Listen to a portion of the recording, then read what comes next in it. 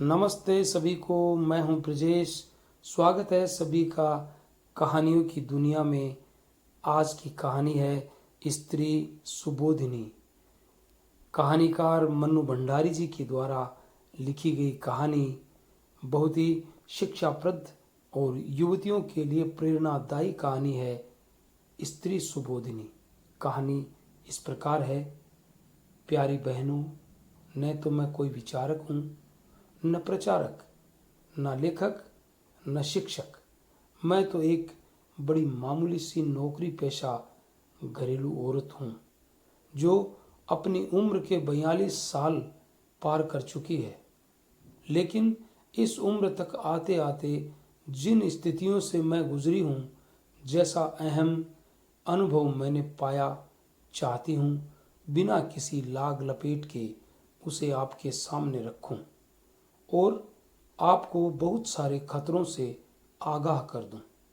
मैं जानती हूं कि अपने जीवन के निहायत ही निजी अनुभवों को यों सरेआम कहकर मैं खुद अपने लिए बहुत बड़ा खतरा मोल लूंगी। मेरे मात्र 5 साल के अल्पकालीन विवाहित जीवन पर भी संकट आ सकता है। पर क्या करूं?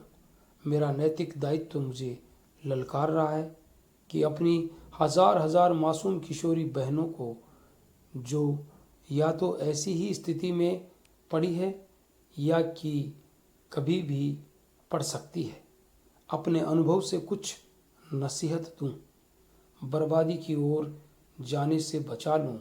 खतरा उठाकर भी यदि मैं 2-4 बहनों की, क्या कहा, आपकी दिलचस्पी बेकार की लफाजी में नहीं है। आप असली बात जानना चाहती हैं? बहुत अच्छे। लफाजी के प्रति यदि आपके मन में अरुचि है तो ये शुभ लक्षण है, बहुत शुभ। आप शर्तिया बहुत सारे खतरों से बची रहेंगी। सांप का काटा और बातों का मारा व्यक्ति बेचारा उठ ही नहीं पाता। मुझे ही देखिए, मेरी जो दुर्दशा हुई थी उसका कारण अच्छा अब एक ही बेकार की बात नहीं, बिना किसी लाग लपेट के सीधी बात सुनिए, सीध और सच्ची। मेरा अपने बॉस से प्रेम हो गया। वाह, आपके चेहरों पर तो चमक आ गई। आप भी क्या करें, प्रेम कमबख्त है ही ऐसी चीज, चाहे कितनी भी पुरानी और घिसी पिटी क्यों न हो जाए, एक बार तो दिल फड़क ही उठता है, चेहरे चमचमाने लगते हैं। खैर, तो ये कोई अनहोनी बात नहीं थी।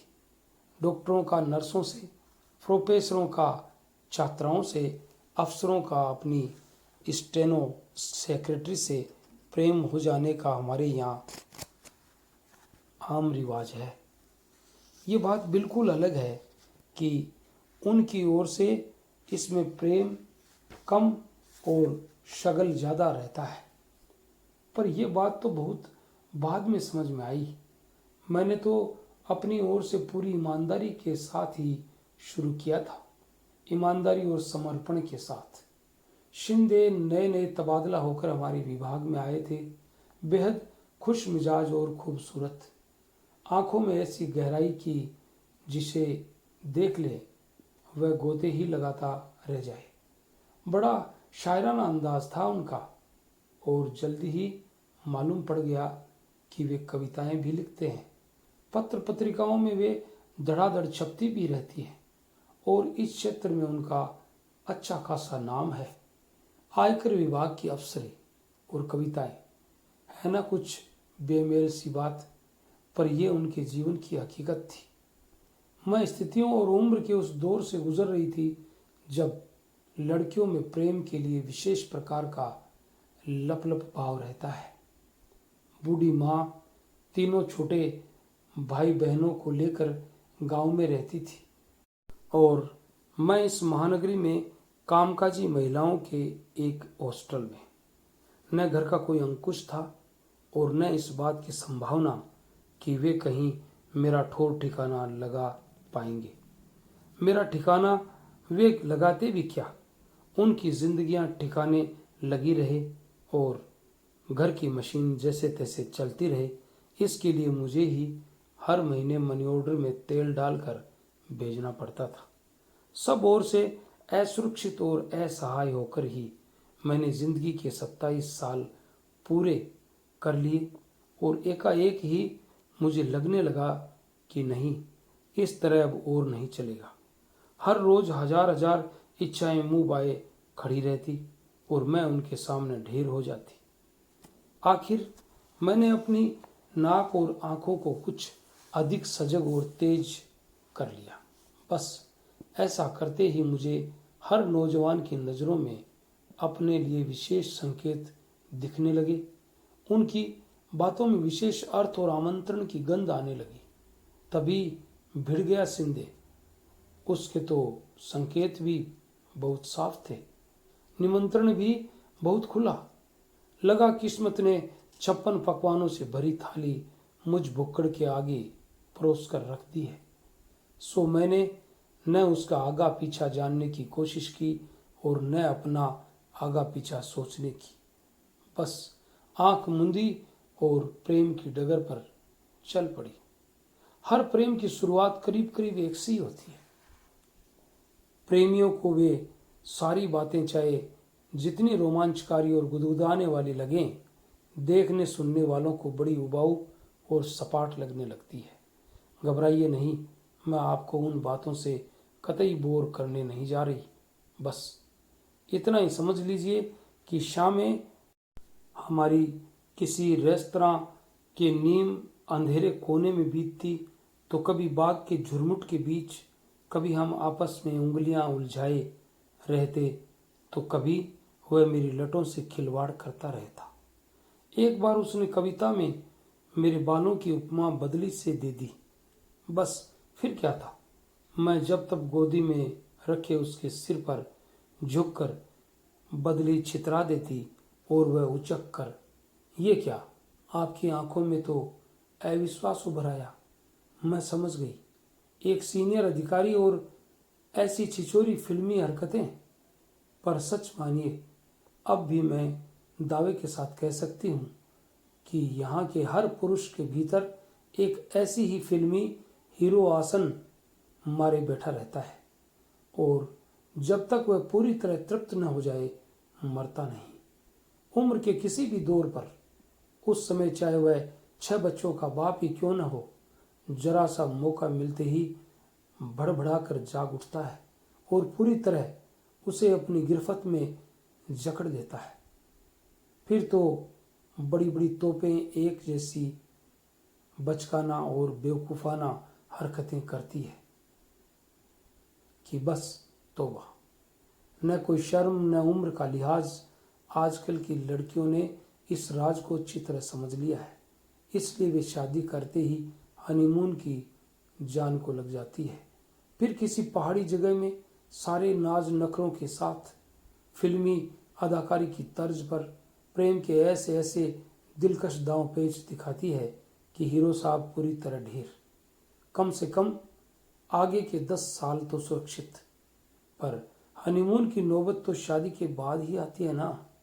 मैं तो उन बहनों को सावधान करना चाहती हूँ जो शादी के पहले ही इस हीरो के चंगुल में आकर अपने को चौपट कर लेती है।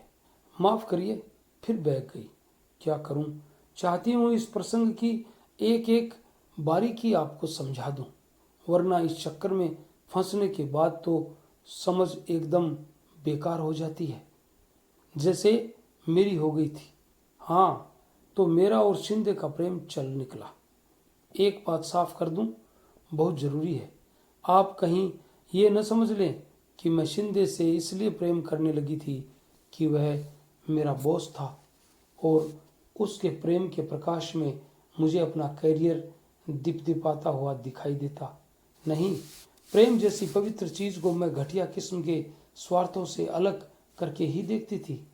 तभी तो पूरे 8 साल तक शिंदे के प्रेम की अखंड ज्योत जलाए अपने को होम करती रही। लीजिए, आप हंस रही हैं, क्या करूं। मुश्किल यह है कि टुच्चे लोगों ने प्रेम में निहायत ही घटिया किस्म की घालमेल करके उसे इतना हल्का, झूठा और बाजारू बना दिया है कि उसके असली रूप की बात करते ही लोग हंसने लगते हैं। पर आप मेरी बात का यकीन मानिए, मेरा प्रेम कतई कतई कैरियर ओरिएंटेड नहीं था। बड़ी मुश्किल से पाए हुए अपने इस विवाहित जीवन को दांव पर लगाकर अपनी जो ये दुख भरी गाथा सुना रही हूं, वह भी केवल उन्हीं बहनों के लिए जो प्रेम को मीराबाई के भाव से ग्रहण करती है। हाँ, तो मैं पूरी तरह सिंधेमयी हो गई। पर तभी एक भयंकर झटका लगा, बल्कि कहूं कि जो लगा उसके लिए झटका शब्द हल्का ही है। मालूम पड़ा कि सिंधे के एक अदद बीवी है जो पहली बार पुत्रवती बनकर 5 महीने बाद अपने मैके से लौटी है, यानी एक अदद बीवी और एक अदद बच्चा। मुझे तो सारी दुनिया ही लड़खड़ाती नजर आने लगा मैं बहुत बड़ा धोखा खा गई हूं। मेरे भीतर गुस्सा बुरी तरह बलबलाने लगा। इसने ये बात बताई क्यों नहीं? और बीवी बच्चे के रहते मेरी ओर प्रेम का हाथ बढ़ाने का मतलब? मैंने जब भी उससे घर और घर वालों के बारे में पूछा, वह 3-4 शेर दोहरा दिया करता था, जिनका शाब्दिक अर्थ होता था, मेरा न कोई घर है, न दर है, न कोई अपना न पराया। इस जमीन और आसमान के बीच में मैं अकेला हूं, बिल्कुल अकेला।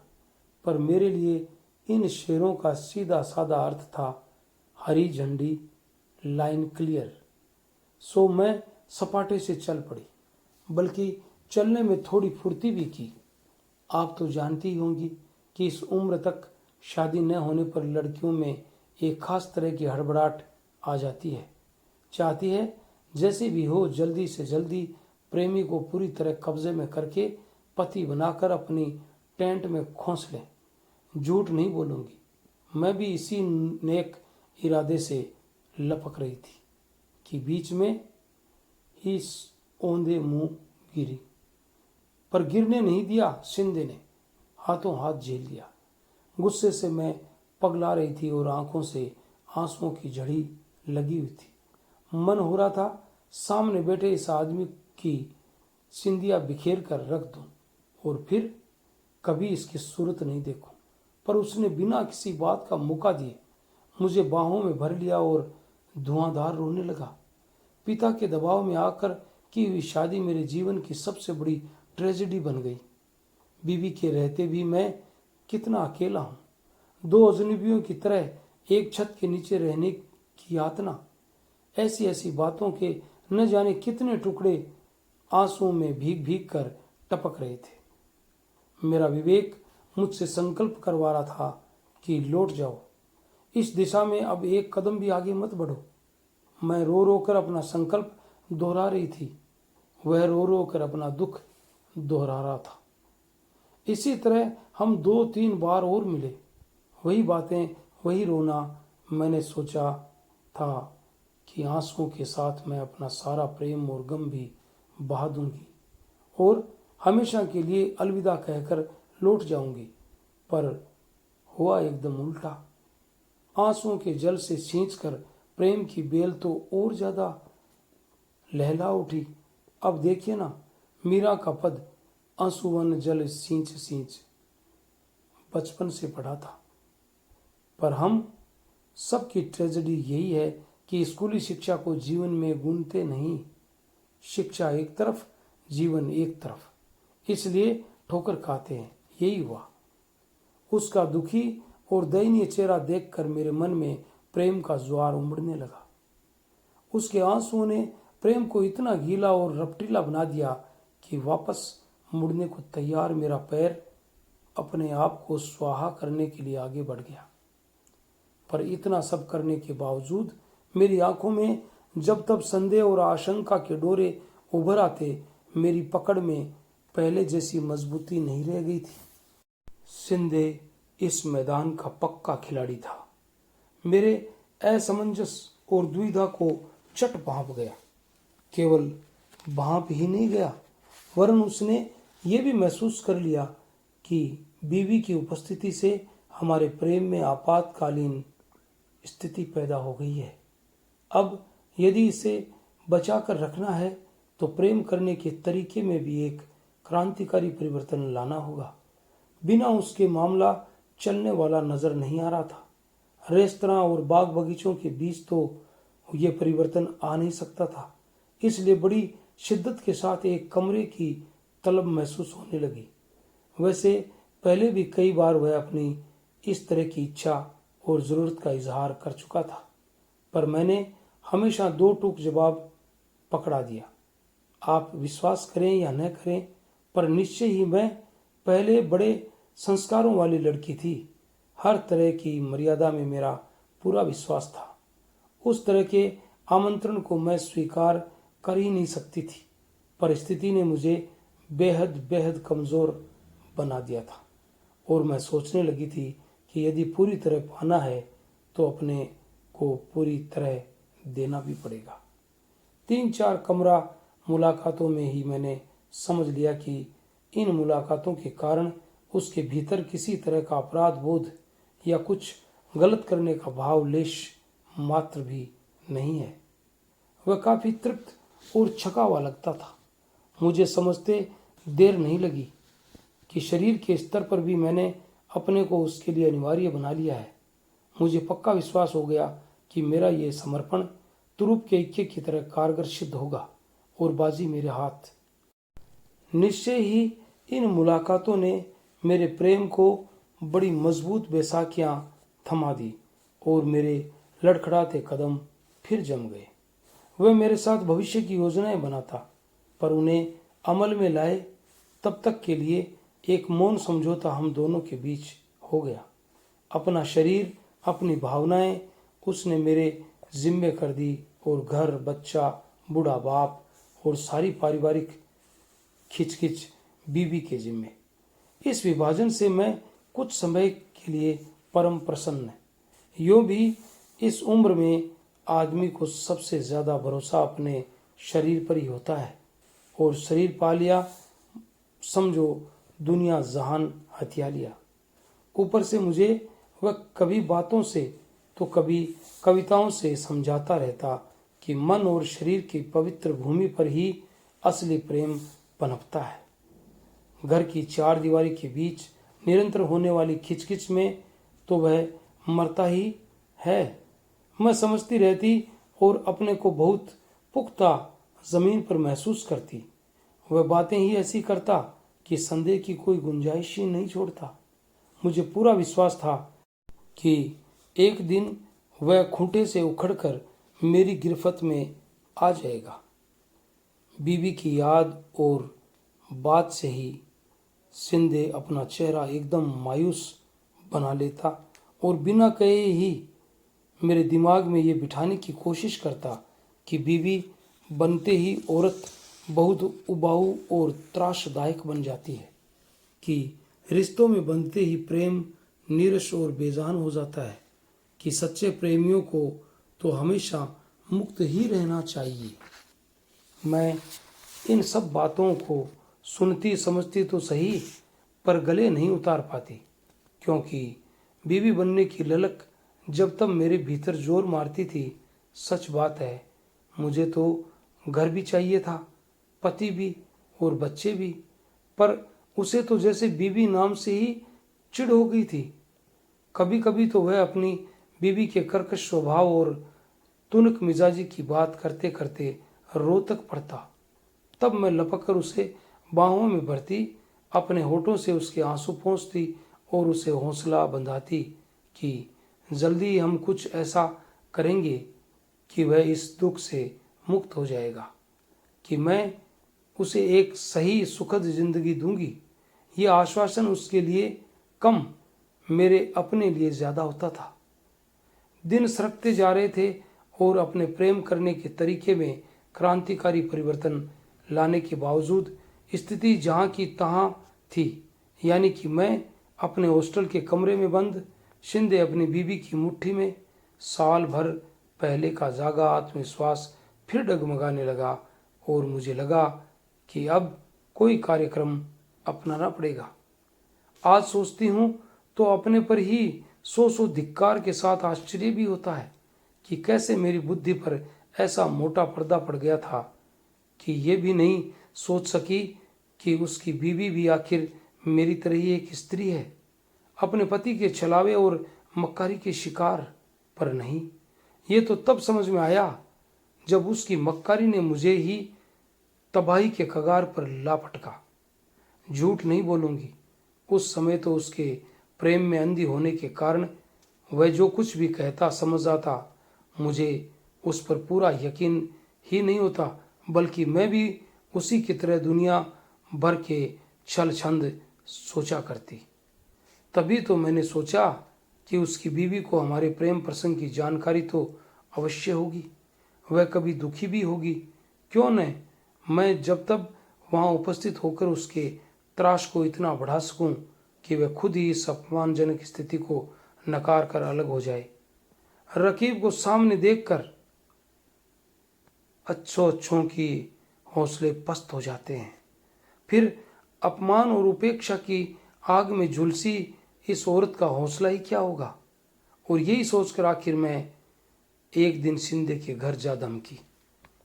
एक सुहागिन औरत की सारी नियामतें, यानी बूढ़े ससुर के वरदहस्त की छत्र छाया और बच्चे के पोतड़ों की बंधनवार के बीच दूधो नाई पूतो फली भाव से वह कुर्सी पर विराजमान थी।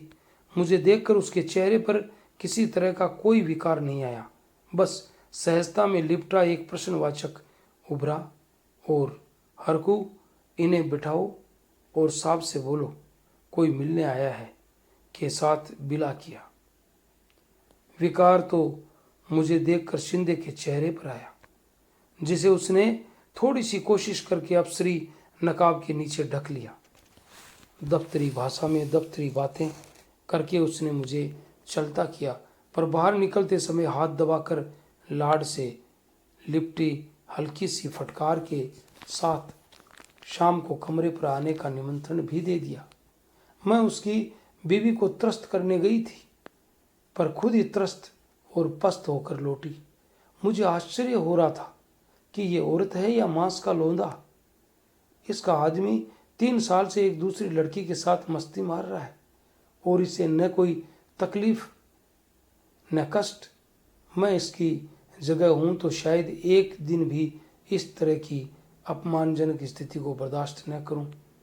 इसके शरीर पर चमड़ी लिपटी है या गेंडे की खाल, ये तो मुझे बहुत बाद में अपने अनुभव ने सिखाया कि अधिकतर शादीशुदा औरतें ऐसी होती हैं, जिन्हें अपने घर की दीवारों से बेशुमार लगाव होता है, इतना ज़्यादा कि धीरे धीरे उन दीवारों को ही अपने शरीर के चारों ओर लपेट लेती है। फिर मान अपमान के सारे हमले उनसे टकराकर बाहर ही ढेर हो जाते हैं और वे उनसे बेअसर सती साध्वी सी भीतर सुरक्षित बैठी रहती हैं।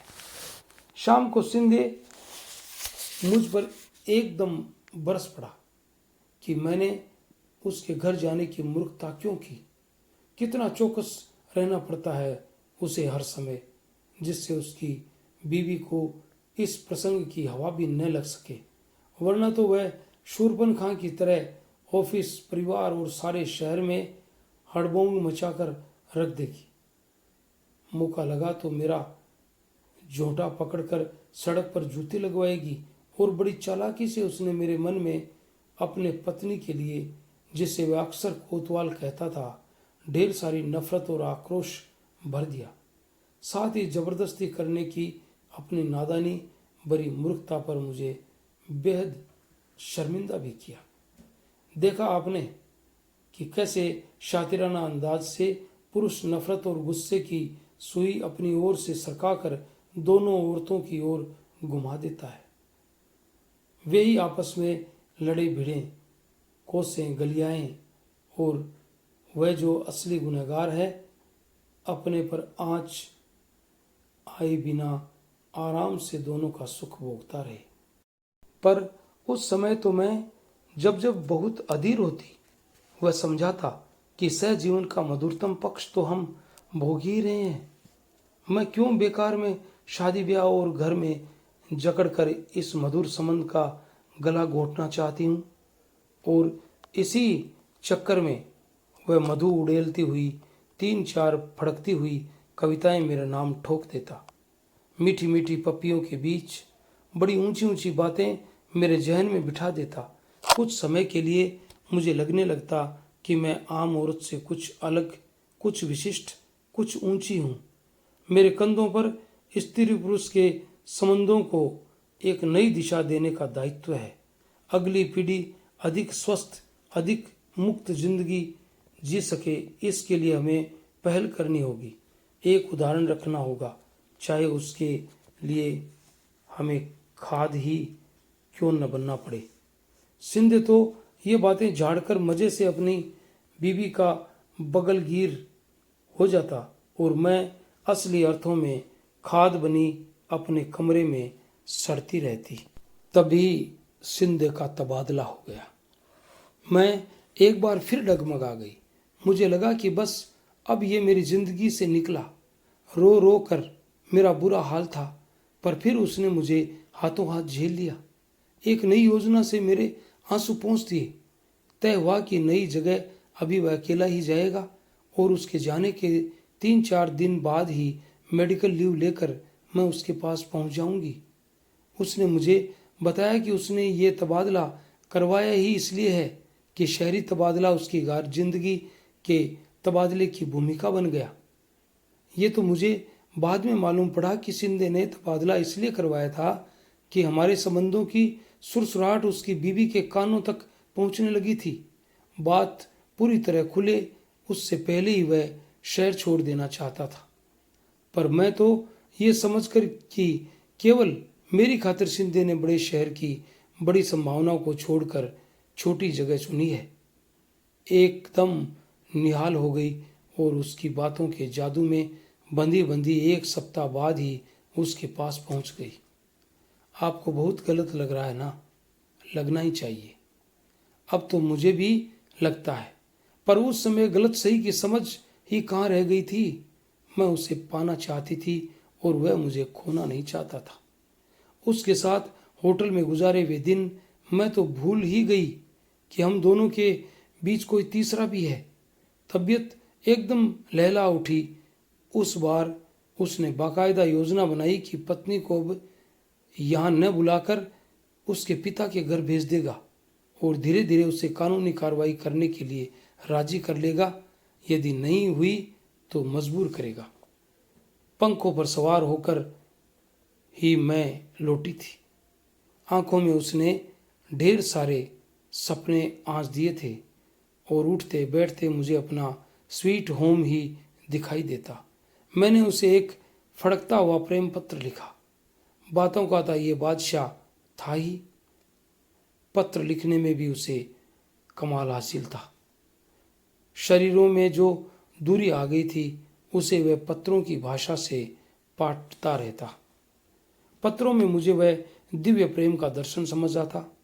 मेरे जन्मदिन पर अपने इसी दिव्य प्रेम में डुबोकर उसने एक खूबसूरत सा तोहफा मेरे लिए भेजा। कभी वह चांदनी रात के गीत लिखकर भेजता तो कभी साथ बिताए मधुर क्षणों की याद को ताजा करने वाली कविताएं। जानता था कि इन बातों से मुझे तसल्ली नहीं होगी, इसलिए तसल्ली देने के लिए वह खुद सशरीर आ पहुंचा। ऑफिस का काम निकालकर वह जब तब आ ही जाया करता था। उसने आंखों में सचमुच के आंसू भरकर कहा कि मैं ही शिंदे की प्राण हूँ, शिंदे की प्रेरणा हूँ। घर परिवार के अतिरिक्त शिंदे का जो कुछ भी है और वही तो असली शिंदे है। वह उसने मुझे पूरी तरह सौंप रखा है। और तुरंत उसने अपनी बात का प्रमाण पेश कर दिया। मुझे समर्पित किया हुआ अपना नया कविता संग्रह हाथ से लिखा हुआ था प्राण को। उसकी प्रेरणा और प्राण बनने का हश्र ये हुआ कि वह तो दिन दुना रात चौगुना फलता फूलता रहा। धन यश सफलता मान सम्मान सभी का मालिक, और मैं भीतर ही भीतर झुलस कर काठ का कुंदा हो गई। सब ओर से मरी, मुरझाई, टूटी और पस्त। मैं समझ गई कि मैं बुरी तरह ठगी गई हूँ। धीरे धीरे उम्र की बढ़ोतरी और ऑफिस और दुनियादारी की निरंतर बढ़ती जिम्मेदारियों के बीच शिंदे की रोमानी जरूरत घटती चली गई। परिणाम ये हुआ कि हमारे बीच चलने वाले पत्रों की संख्या कम और मजमून मौसम के सर्द गर्म होने पर आकर टिक गया। और फिर एक दिन उसके पास से गृह प्रवेश का निमंत्रण पत्र मिला। जाने का कोई तुक नहीं था, फिर भी मैं चली गई, महज सारी स्थिति का जायजा लेने के लिए। लंबा चौड़ा आधुनिक ढंग का बना हुआ मकान, लदगद फर्नीचर। बीबी निकल कर आई तो लगा ये कोई दूसरी औरत है। शरीर पर चर्बी की 3-4 परतें चढ़ी हुई, परम तृप्ति का एक डकार भाव सारे चेहरे पर पुता हुआ। 8 साल का एक सुंदर सा बच्चा भी निकल कर आया। लगा जैसे शिंदे ने ही अपने को पूरी तरह उड़ेल दिया हो, उसमें हुबहू शिंदे। और मेरा मन हो रहा था कि शिंदे के दोनों कंधे झकझोर कर पूछूं, रामधुन की तरह तुम मेरी हो कि रट लगाने वाले शिंदे साहब, बताइए तो आपकी जिंदगी के सारे तामझाम में मैं कहाँ हूँ, मैं कितनी हूँ। पर पूछकर अब होना ही क्या था। मैं लौट आई इस एहसास के साथ कि प्रेम के इस खेल में वह एक सदैव खिलाड़ी की तरह खेला और मैं निहायत अनाड़ी की तरह। 8 साल तक चलने वाला प्रेम प्रसंग महज एक खिलवाड़ था, जिसकी बाजी बड़ी होशियारी से शिंदे ने बांटी। ब्रह्मजाल के कटते ही नजर साफ हुई तो बाजी में बंटे हुए पत्तों का ये नक्शा रह रहकर मेरी आंखों में उभरने लगा। तुरुप का इक्का यानी घर उसके पास, तुरुप का बादशाह यानी बच्चा उसके पास, तुरुप की बेगम यानी बीवी और प्रेम करने के लिए प्रेमिका उसके पास, तुरुप का गुलाम यानी नौकर चाकर, गाड़ी बंगला उसके पास। लबो लुबाब ये कि तुरुप के सारे पत्ते उसके पास और मुझे मिले उसके दिए हुए छक्के पंजे यानी टोटके की तरह पुड़िया में बंधे दार्शनिक लफाजी में लिपटे हवाई प्यार के चंद जुमले। इन टटपुंजिया पत्तों के सहारे मैं ज्यादा से ज्यादा इतना ही कर सकती थी कि जिंदगी भर उसकी पूंछ पकड़े रहती और उसे ही अपनी उपलब्धि समझ कर संतोष करती। मन बहुत घबराता तो उसी पूंछ से हवा करके उसके साथ बिताए मधुर क्षणों पर जमी समय की धूल उड़ाकर कुछ समय के लिए अपना खालीपन भर लेती। पर भला बताइए, इससे कहीं जिंदगी चल सकती थी? ये तो लाख लाख शुक्र है खुदा का कि मेरी तहस नहस जिंदगी को नए सिरे से संवारने के लिए। लेकिन छोड़िए, इस प्रसंग की कोई जरूरत नहीं। निहायत हवाई बातें पल्ले से बांधे बांधे मैंने अपनी जिंदगी को बर्बादी के कगार पर लापटका था। अब चाहती हूँ ठेठ दुनियादारी की बातें अपनी हजार हजार मासूम किशोरी बहनों के पल्ले से बांध दूं, जिससे वह मेरी तरह भटकने से बच जाए। इस देश में प्रेम के बीज मन और शरीर की पवित्र भूमि में नहीं, ठेठ घर परिवार की उपजाऊ भूमि में ही फलते फूलते हैं। भूलकर भी शादीशुदा आदमी के प्रेम में मत पड़िए। दिव्य और महान प्रेम की खातिर बीवी बच्चों के दांव पर लगाने वाले प्रेम वीरों की यहाँ पैदावार ही नहीं होती। 2 नावों पर पैर रखकर चलने वाले शूरवीर जरूर सरेआम मिल जाएंगे। हाँ, शादीशुदा औरतें चाहें तो भले ही शादीशुदा आदमी से प्रेम कर लें। जब तक चाहा प्रेम किया, मन भर गया तो लौटकर अपने खूंटे पर। न कोई डर न घोटाला, जब प्रेम में लगा हो शादी का ताला। ये कहानी थी कहानीकार मन्नू भंडारी जी के द्वारा लिखी हुई स्त्री सुबोधिनी। अगर आपको अच्छी लगी तो हमारे चैनल को लाइक, शेयर, कमेंट और सब्सक्राइब अवश्य करें और मिलते हैं कल किसी नई कहानी के साथ। तब तक के लिए all the best. Thanks for watching.